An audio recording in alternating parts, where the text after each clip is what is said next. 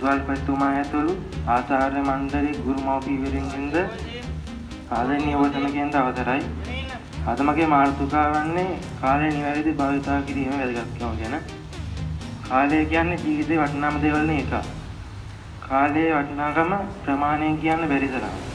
මේ ගෙවෙන හැම තත්පරයක්ම විනාඩියක්ම අපිට ආපස්සට ගන්න බෑ. අපේ හැමෝටම හම්බෙන්නේ දවසට පැය 24 මිනිත් වලින් ගත්ත මිනිත්තු 1440 වගේ ප්‍රමාණයක්. අපිට හම්බෙන්නේ පොඩි කාලයක්. මේ පොඩි කාලය තුළ අපි කරන්න ඕන වැඩ ගොඩයි. ඉතින් මේ පොඩි කාලය තුළදී හරියට කාලය ගමනාකරණය කරගන්න ඕනේ. එහෙම නැතුනොත් අපිට ගොඩක් දේවල් අහිමි වෙන්න පුළුවන්. හැම වෙලේම ඵලදායී දේවල් වලට කාලය යොමු කරන්න ඕනේ. ඒ කියන්නේ ඉගෙනීමම නෙවෙයි.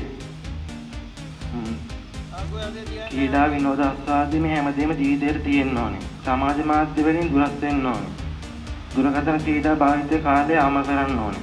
එදිනෙදා වැඩ එදිනෙදාම කරගන්න ඕනේ. මම ඉතින් මගේ කතාව හොඳයි කියලාද මගේ කතාව මෙන් ආසන්න හරි ඔබලමට ස්තුතියි.